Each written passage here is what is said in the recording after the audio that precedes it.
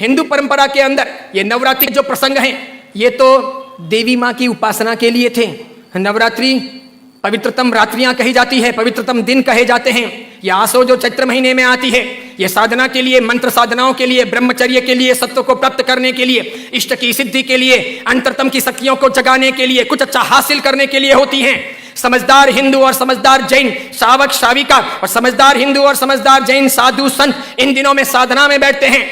मौन रहते हैं, ब्रह्मचर्य का परिपालन करते हैं और आगे बढ़कर के शक्तियों को साधते हैं। उस जमाने में देवी माता की आरती करना, घट स्थापना करना, देवी माता को रिझाना और पुरुष एक तरफ महिला एक तरफ, महिलाओं की जगह में पुरुष की जगह में देवी माता को बीच में रख करके मात्र उनके हाथ से गरबे लें और इस प्रकार उनकी भक्ति करें, यह परंपरा थी नवरात्रि की।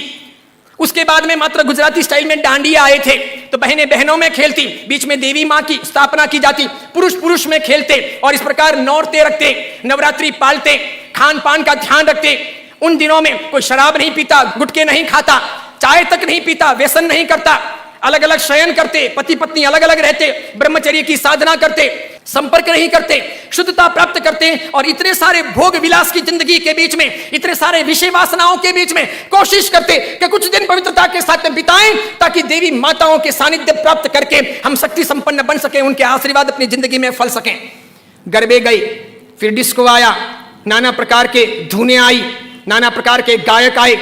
कई कंपनियां, कई संस्थाएं इसमें कूदी, कई सारे लोगों ने धन कमाना शुरू किया, छोटे बड़े या डांडियों के अलग अलग कार्यक्रम होने लगे, सब लोग ललचाने लगे। देवी माँ एक तरफ रह गई, देवी की साधना एक तरफ रह गई, नवरात्रि की पवित्रता एक तरफ रह गई, घट स्थापना एक तरफ रह गई, गरबे लेने का भाव एक तरफ रह गया, आरती और देवी माँ को रिझाना, मातृ शक्तियों को प्रेरित करना, ये सब एक तरफ रह गया। आज डांडिये खेलने वालों में से किसको पता है कि साधना क्या है,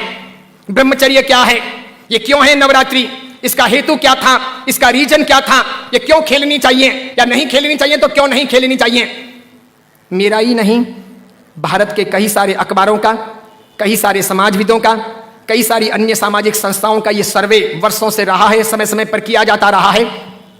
कि नवरात्रि के महीने 2 महीने के बाद में जितने गर्भपात होते हैं उतने गर्भपात बाकी के 11 महीने में नहीं होते। तो ये व्यभिचार नहीं है तो क्या है, ये दुराचार नहीं है तो क्या है, ये जीवन की भ्रष्टता नहीं है तो क्या है। इस बात पर मैं कुछ वर्षों पहले बोला था, अभी किसी ने वो वीडियो वायरल कर दिया और उस वीडियो को लेकर के अखबार ने लिखा। मैंने कहा जो सच है वो सच है कि हम अपनी साधनाओं को बचाएं, बेच ना दें। हिंदू धर्म की परंपरा हो कि जैन धर्म की परंपरा हो, कोई भी उत्सव महोत्सव हो, मैंने समय समय पर यह भी कहा था गणपति अगर हिंदू धर्म के देवता हैं और गणपति के महोत्सव अगर मनाए जाते हैं या उनका आराधन अगर किया जाता है तो उसमें कहीं जुआ नहीं खेलना चाहिए, शराब नहीं पीनी चाहिए, गणपति के नाम पर तमाशे नहीं करने चाहिए, लड़कियों के साथ में नाच गान नहीं होने चाहिए, गणपति लड़कियों को छेड़ने के लिए महोत्सव के तौर पर नहीं आ रहे, लड़कियां अपनी जगह पर हों, पुरुष अपनी जगह पर हों, वहां शराब नहीं पी जानी चाहिए, उनके पैसों का प्रपंच नहीं होना चाहिए, गणपति को सेलेबल नहीं बनाया जाना चाहिए। हिंदू धर्म अगर इन चीजों को नहीं संभालता है तो धीरे धीरे भारतीय संस्कृति का विनाश होगा। सिखों ने अपनी धर्म परंपराओं को संभाला है, मुसलमानों ने अपनी धर्म परंपराओं को संभाला है, ईसाइयों ने अपनी धर्म परंपराओं को संभाला है। उनके जो ओकेशन होते हैं वो दूसरों को इंटरफियर करने नहीं देते, वो उसमें घालमेल नहीं करते। हिंदू और जैनों को इस बारे में सावधानी रखनी आवश्यक है। कल ऐसा ना हो जाए कि पर्युषण महापर्व के दिन आए या आखा तीज का दिन आए या कार्तिक पूर्णिमा का दिन आए और कोई उसे किसी प्रतिष्ठान के नाम पर प्रोजेक्ट कर ले कि चलो अब महोत्सव को इस प्रकार मनाएंगे उस प्रकार मनाएंगे, तो 25 साल 50 साल के बाद में ऐसा हो सकता है कि हमारी होली की आराधना या हमारे पर्युषण महापर्व की आराधना का रूप रंग बदल जाए।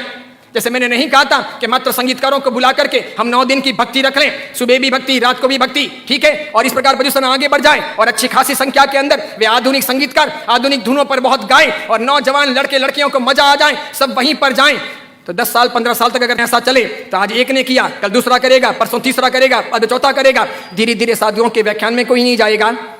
पर्युषण महापर्व के प्रवचन एक तरफ रह जाएंगे, कल्पसूत्र जी हवा खाते रह जाएंगे